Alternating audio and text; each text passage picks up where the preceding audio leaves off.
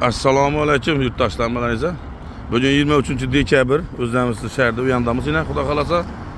Bu yon tarafimiz Gidrokollej tarafdan gelish bo'ladi. Jo'rabek salon taraf, bu yon taraf Olimpiya stadion. Yana Ersan Eldina. Ish yerda bir do'stimiz bor, qassob Jo'ra. Aytaman-ku, malni tushirgan sayin qassobga telefon urib, go'sht malni tushirib ber, do'konda reklama qilib ber deyveradi. Endi biz ham qo'yib bersak, sizlarga foydali, manfaatli bo'ladigan bo'lsa, bizlarga vaqtimiz qo'shib bo'ladi. Sizlar shuning uchun planlashtirib, go'shtni nelerini olishni o'ylab turib, like bosib, kommentariy tursangizlar, bizlarga energiya bo'lib boraveradi. Bu Urganch shahri bo'lgani uchun bera mol bo'lib bo'lmaydi. Chunki bu ham ullu buqalarni so'yadi bu, xo'razlarini, zo'rlarini. Bera boylasa to'g'ri jamaydi. Shuning hisobidan so'ymaydi, bera boylamaydi bu molni bu kishilar. O'zining mahsulotlari xilma-xilisidan bor yerda yana. Bu ham toza emas, ko'na qassoblardan bu yana. Agar go'shtni zo'rlari desangizlar, agar ina zakaznoy, tutniki, xasbam o'zidan bor mollari ina. Ina. Ina.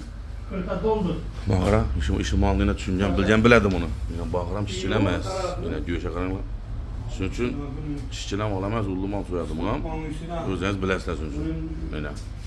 Qo'y go'sham bu yerda. Ina burat. Ina go'sh tutdi. Shuni reklamati endi o'zimiz jo'ram tushirib berasanmi degan tushirib qo'yman ina. Ina ketdi. Pastani klientlar ha? Koldan taşa kolun şapaktan 130 ming so'm ekan go'sh. Mollar zo'r mollar bo'lsa, bemalol chilaksangizlar, so'yib oladi. Bemalol zo'r bahada.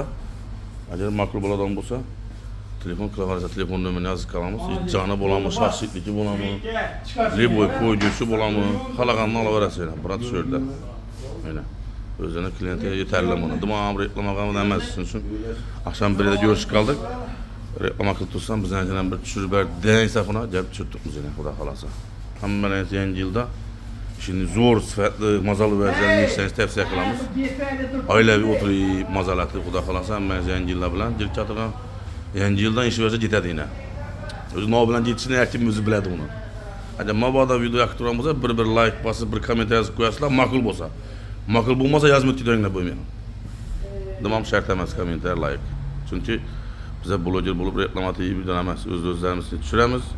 Telefon qilsa tushirib beramiz.